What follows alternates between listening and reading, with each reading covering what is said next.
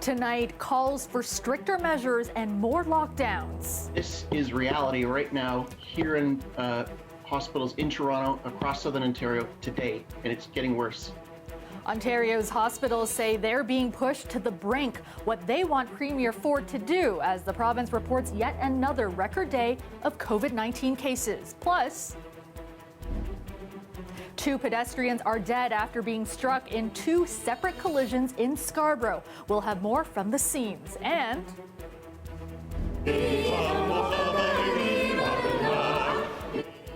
members of different faith communities joined together for a virtual celebration to honor frontline workers and celebrate the festive season. Good evening, I'm Kelda Yoon. Another grim milestone for Ontario today as it reports 2,432 cases of COVID-19. That's another new daily record. 23 more people have died and close to 1,000 are now in hospital. The healthcare system is feeling the strain. The Ontario Hospital Association today calling for immediate action from the province. Lorena Redekup reports. 5 of those people who died in the past 4 days were in my ICU, and they died of COVID-19. Dr. Michael Warner is one of many health professionals seeing COVID rip families apart.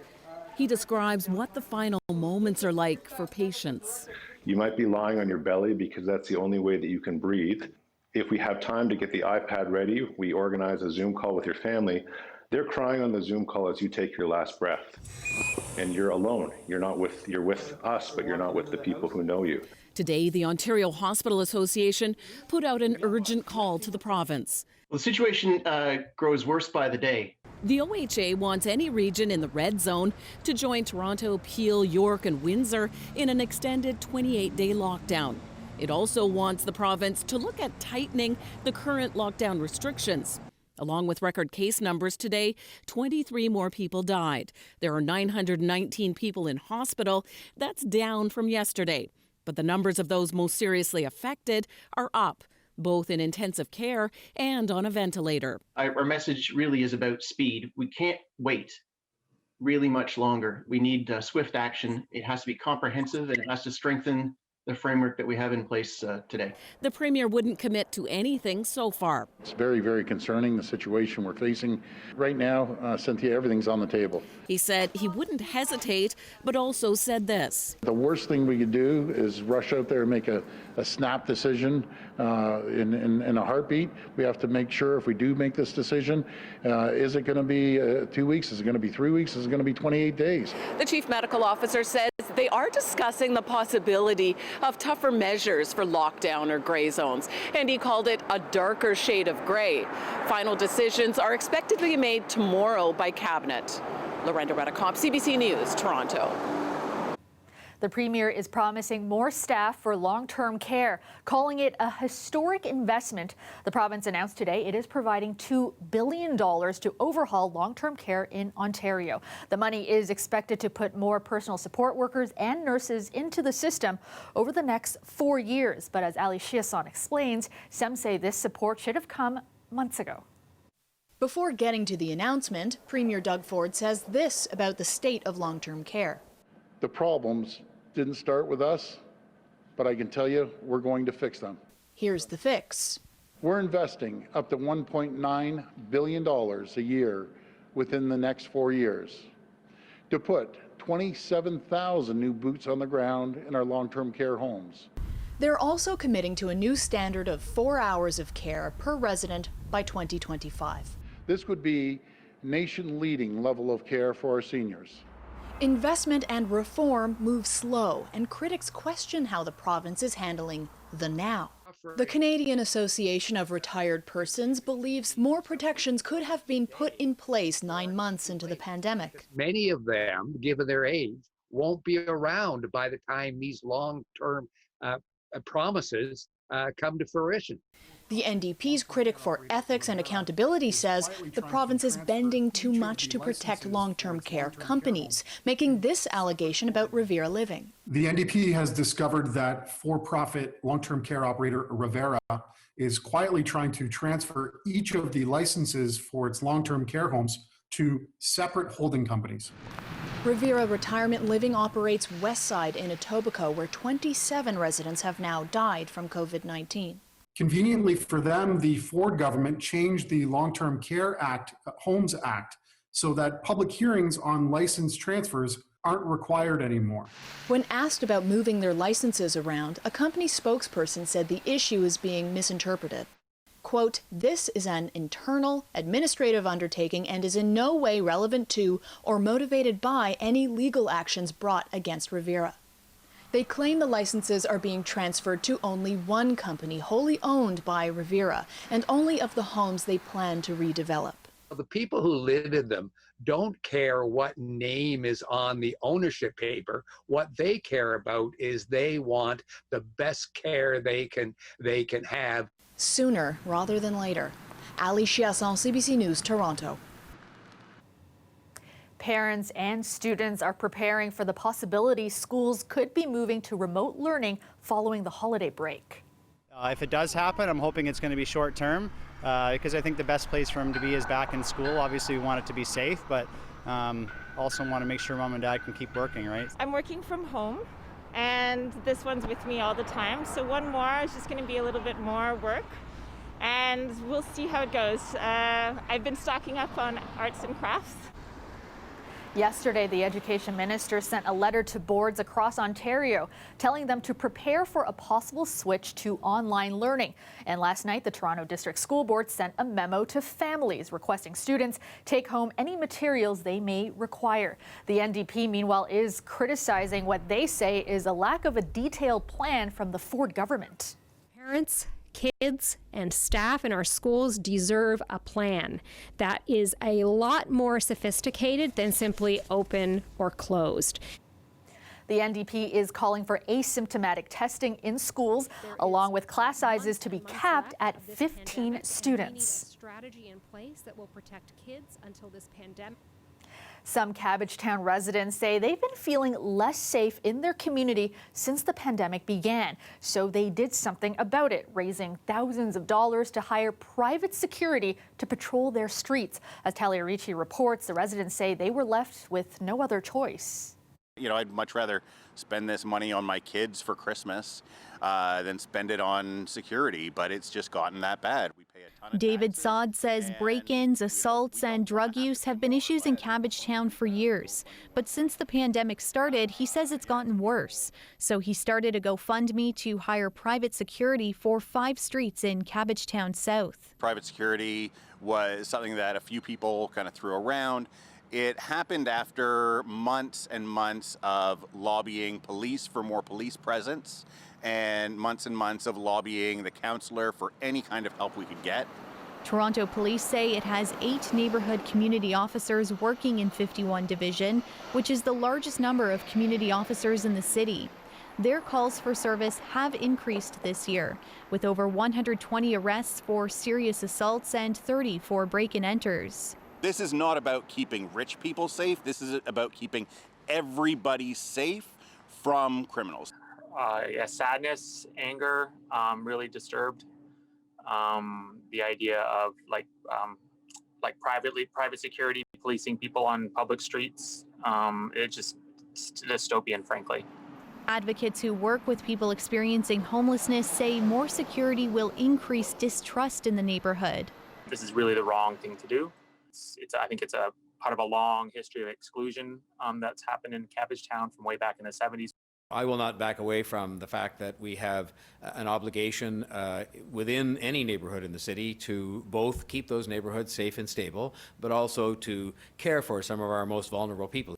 The area's councillor says she sympathizes with residents and more supports from the city are coming in a few weeks. One is a multidisciplinary team of service providers that includes mental health experts, street outreach workers that will go into the community to de-escalate situations and to try to connect vulnerable people, people who are living on the streets. The city is also rapidly deploying a new team to clean up dangerous waste like needles from private and public property. But Cook says the problems run deeper. Mental health supports is important, but unless you have a stable place to live, like a talk therapist isn't gonna offer you much, in my opinion. The man who started the GoFundMe did say that he hopes that this is a short-term solution. He agrees that there needs to be more affordable housing in this area. Talia Ricci, CBC News, Toronto. 2 pedestrians have died in 2 separate collisions in Scarborough. A man in his 40s was killed after he was struck by a vehicle near Warden and Danforth late this afternoon. He was rushed to hospital with critical injuries and later died. The driver of the vehicle remained at the scene.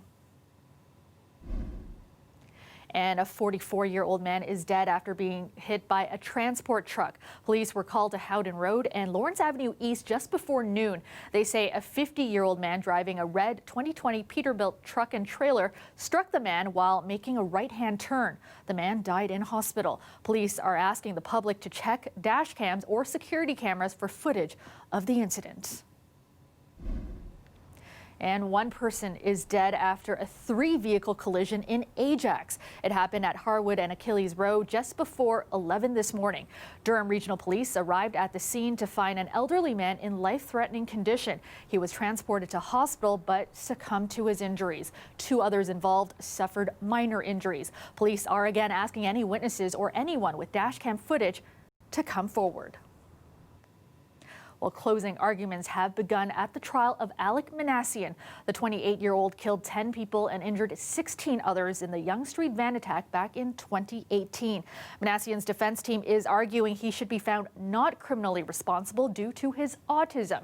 Trevor Dunn has more on how the defense is trying to convince the judge to make an unprecedented legal finding. The aftermath of the deadly attack that shocked the city. According to his defense, moments before Alec Minassian would begin his rampage, he made a split-second decision. Here at the intersection of Yonge and Finch, he decided to go through with it. But lawyer Boris Batinsky argued that unlike most people, because of his autism, Minassian was incapable of making a rational choice at that crucial moment. The most important evidence backing up this argument was the testimony of Yale University psychiatrist Alexander Westphal. In his closing statement, Batinsky argued Westphal was the most qualified expert at the trial, that he's head and shoulders above the rest, with a career dedicated to autism. Most of his contentions about key areas were all supported by academic literature of significant renown, Batinsky told the court. He argued that Westphal had nothing to gain by testifying. In fact, he told the court the doctor is taking obvious and clear professional risks by testifying in support of a mass killer. Batinsky then turned to the Crown's 2 expert witnesses, Doctors Percy Wright and Scott Woodside, arguing both have minimal autism experience.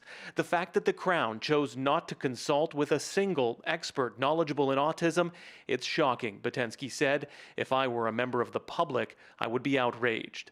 Minassian's defense lawyer then admitted he used a trick question when he asked Wright to mark Minassian's level of autism on this linear graph. Batinsky said as an expert, Percy should know circle graphs like this one are better representations of autism severity.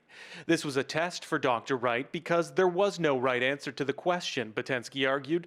The right answer is you can't answer it with a continuum. It's much more nuanced than that. The Crown will deliver its closing arguments on Friday. Trevor Dunn, CBC News, Toronto. After the break, the owner of a downtown sex shop says public health deemed her business essential. But then she was fined by bylaw officers. We'll have more on what the mayor is saying about the mixed messages coming up. Plus, temperatures coming up a little bit for Friday. I'm meteorologist Colette Kennedy. They really move up as we go towards the weekend, but a little bit of rain and wet snow coming in there as well. Details coming up.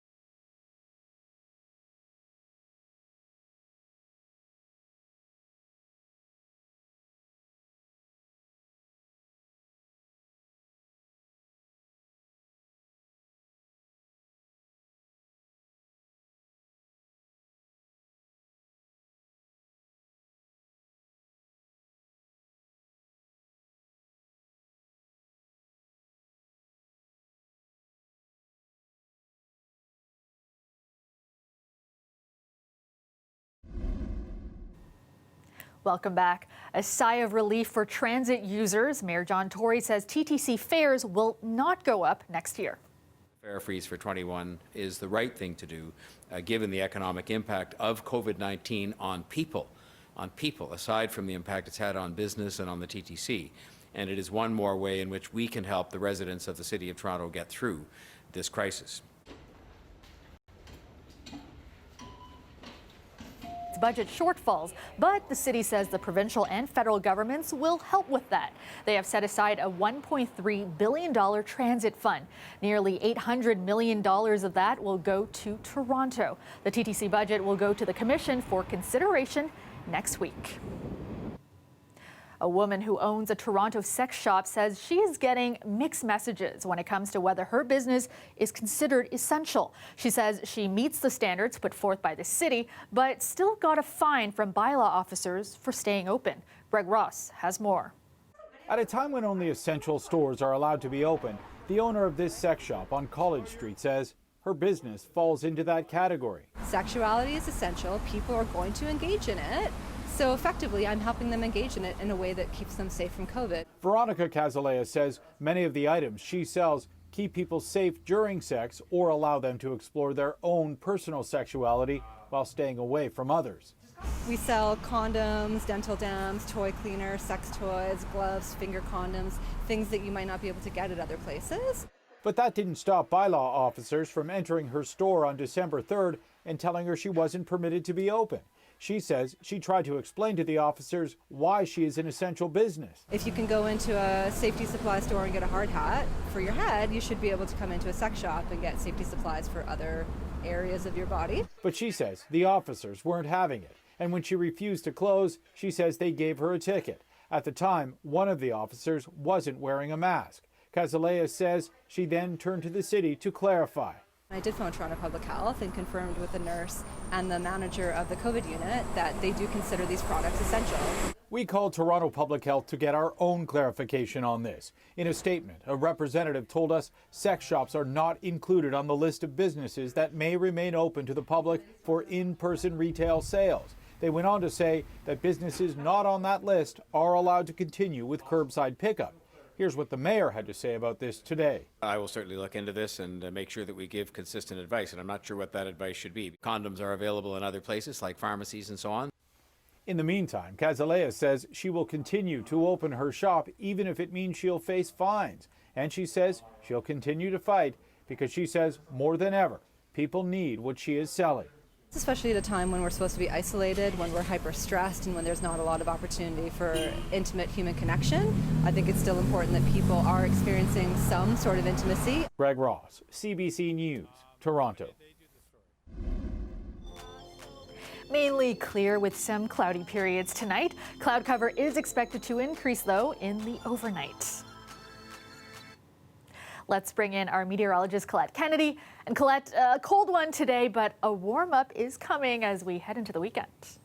Thanks, Kelda. Well, it was another chilly day today. Temperatures a little below seasonal, but they warm up a little more as we go into Friday, and then we'll really see the changes coming as we head towards the weekend, but wet weather returns as well. Something else is that although we'll have some cloud cover in the morning, we are going to get into some clearing skies for Friday and see some sunshine once again. Some of the daytime highs from today, yeah, we made it to -3 in Toronto and Oshawa, -4. Same thing for Peterborough, London, -4, Windsor, -1, almost up to 0 there.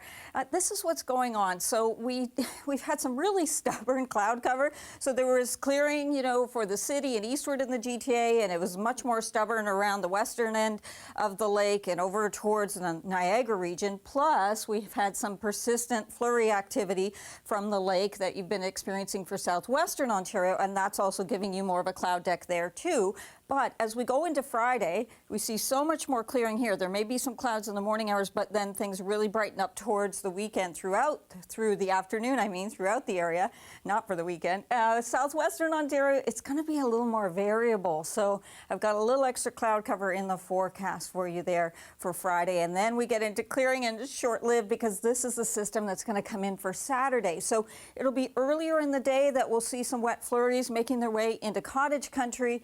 And then then as we get towards midday or into the afternoon, there's not much moisture here, but still a little bit of a mix, and certainly more like rain showers the closer you are to the shore of Lake Ontario. A lot of cloud cover coming into southwestern Ontario, but still a chance of seeing a mix, especially more towards the latter part of Saturday, so towards the evening and into Sunday. And yes, Sunday, still some wet conditions. There'll be some breaks in that, but then returning. In fact, we're even going to hold on to some of that moisture into Monday as well. Temperatures look like this. Basically -3, knock a couple of degrees off. The winds aren't terribly strong, but to get your wind chill. So it is a little different. Sarnia, knock a couple degrees off. It's actually going to be about -9 as you head towards tomorrow morning. Trying to get some clearing, but there'll be a few spots where the clouds are just a little more persistent here. Different scenario though overnight tonight. Yes, we've got some cloud cover here. Markham at -13. I need you to know that because you're the one ringing in here at -19 with the wind chill. Elsewhere, a little milder with even the chance of some flurries continuing into St. Catharines. Daytime highs, though, tomorrow starting to come up a little better, and especially into the afternoon when we get the brighter skies coming our way. Saturday, we go above freezing, but this is what also happens is that we get into this mix. And like I said, lingering into Monday, although Kelda, then it's likely more of rain shower activity that we're seeing. I guess we can't have it all. It's good to see the temperatures above freezing, though. Thanks so much, Colette. The weather is brought to you by Trane, the most reliable heating and cooling brand. We test, so it runs. It's hard to stop a train. And as we head to break, a moment of joy from the young to the not so young.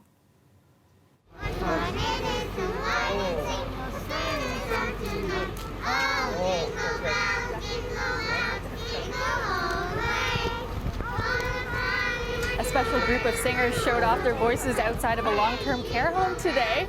A kindergarten class from King Edward Junior Public School held a concert for the residents of Kensington Gardens, a gesture that surely brought a lot of smiles to a lot of faces. Stay with us. We'll be back after this break.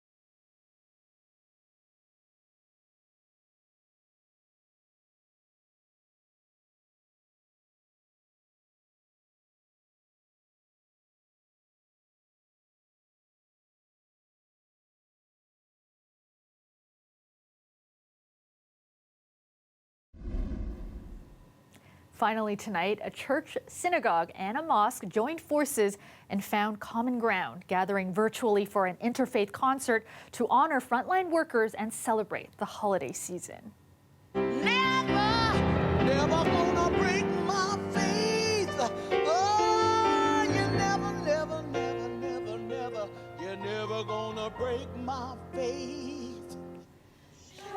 The cantor at Holy Blossom Temple invited 2 other faith leaders and their congregations to join in on the concert. The Metropolitan Community Church and Imdadul Islamic Center both accepting the invitation, perhaps acting as an inspiration for people to set aside their differences and come together during this challenging time. There was even a guest appearance right there. Stephen Page, formerly of the Bare Naked Ladies, stopped by to perform an original Hanukkah song. The day is done. What a miracle that a spark lifts these candles out of the dark. Every evening, one by one, until the end of Hanukkah. And that's our show for you tonight. Thank you so much for watching. Dwight Drummond has your next local newscast tomorrow at 6, and I will see you back here tomorrow night at 11. Good night.